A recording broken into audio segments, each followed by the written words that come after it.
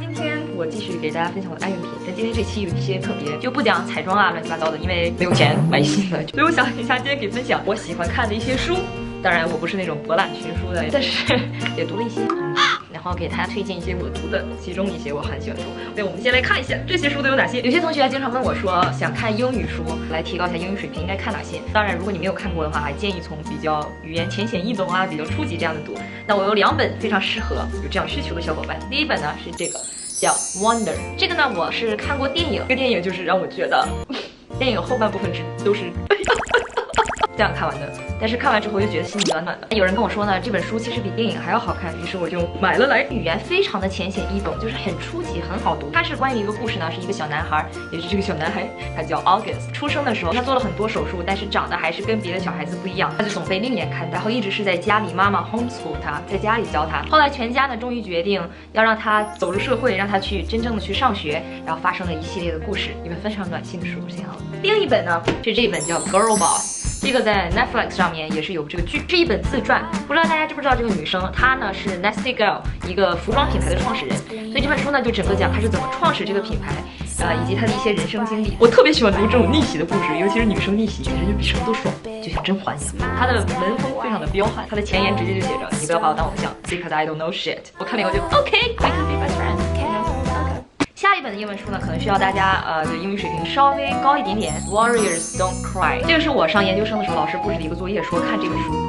我当时想看完一本书，我就坐地铁的时候，或者是去公园坐着的时候，我就把它拿出来看一看。我不知道大家呢对美国的历史有多少了解，就是在很久很久以前，白人和黑人他们是不在一起上学的，然后终于决定要改革，让白人学生和黑人学生一起上学的那第1年，她是那第1批的黑人学生之一，是一个黑人女孩子。就讲了她整个在学校的一个经历，她心理经历、家庭经历、生活的一切变化，里面还有一些真实的当时照的照片，我就觉得读起来非常的有年代感。这是一个非常励志感人的一个故事，并且让我对美国的历史体制也有更深的了解 ，and I love it。下一本书呢是大家都知道的作家东野圭吾写的一个嫌疑人 X 的现身。我觉得大家应该有很多人都听过这本书，一个是犯罪嫌疑人，一个是警探，他们2个当时呢又是2个数学天才。这不是一个破案的故事，案子的结局你其实从一开始就知道，只不过你读这个故事看这2个人是怎么高手对决的。我觉得这个书写的是非常有水平。总之对于我这种脑子来说，对付的是非常的完美。Good job。下一本书呢，它的那个大封皮已经让我丢掉了。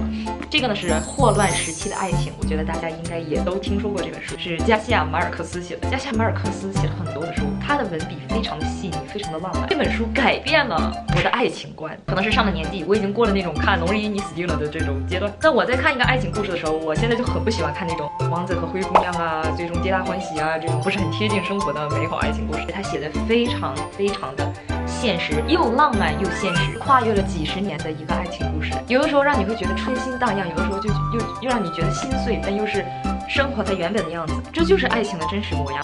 What do I know about love? I'm only 25, right? 下面一本书呢是我最近刚刚读完的一本英文的小说，是 John Green 的 Turtles All the Way Down。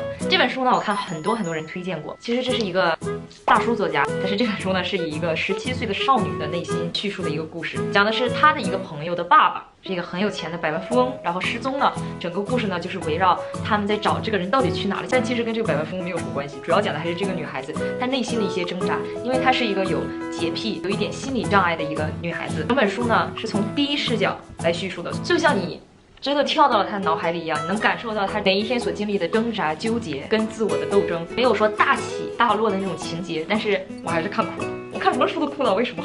我也没有洁癖，我也没有什么大的心理障碍，但是我就是在某一种程度上跟这个女主角有一种心灵上的 connection. Anyways, this is a really good book. Definitely worth your money. 最后一本书呢，我最近对心理学比较感兴趣，然后买了一些关于心理学的书。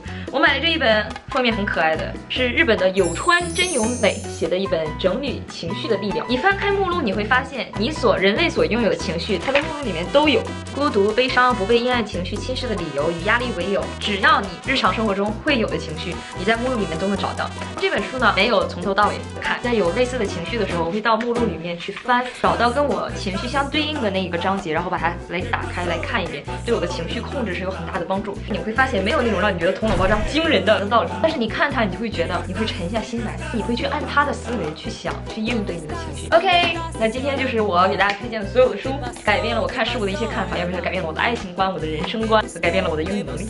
大家如果感兴趣的话，可以去网上查一查这些书。我呢又买了很多新的书，然后把它们看完之后，再给大家推荐更多的好书。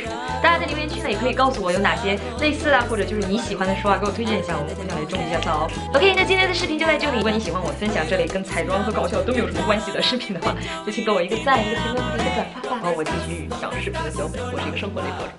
我们下个视频见，就是拜。